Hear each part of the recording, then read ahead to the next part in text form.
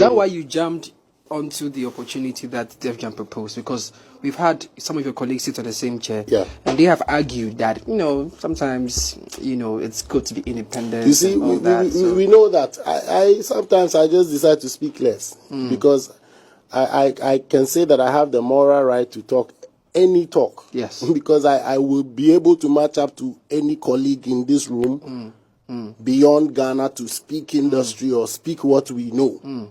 You know what I mean about that. Let us not clad ourselves. You see, I understand how we are as Ghanaians. We'll use our yardstick to be like, and somebody will be like, oh, because he's signed to Def Jam, and because he's this one, because he's that. Well, we're not the same people when after the news came out, I feel school of thought to be like, nothing they go on. No, I've seen it. I've seen it too. Yeah, I saw that too. Now there's something they go on. You see what I'm saying? So why I'm saying that is that work has to go on.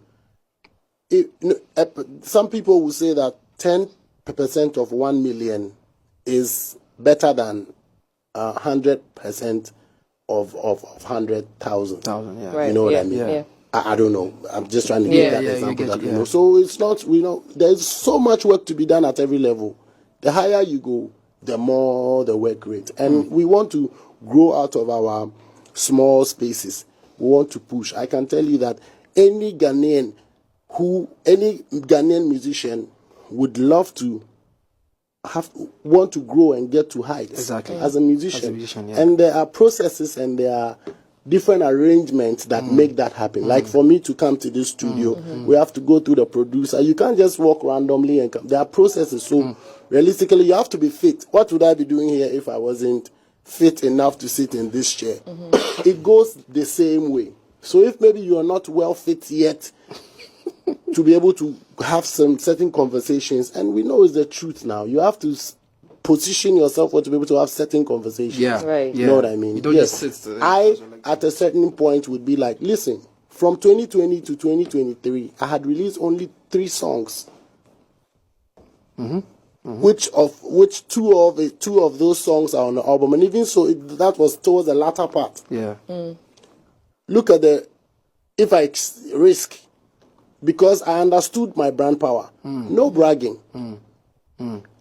Everybody was releasing music and doing stuff, but I didn't release music. If you really check, you on the road. Gidigba and therapy. No, Gidigba therapy and more of you. Gidigba therapy and more of you. More of you, recently. Exactly.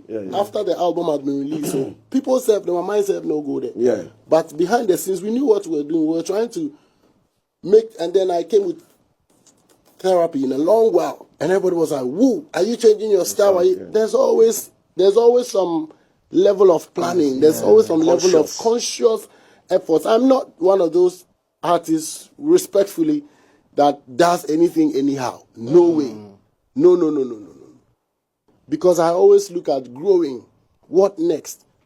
Listen to my craft, pay attention to my craft and see what my comfort zone is. Because sometimes when you dig into your creative space, you find gold.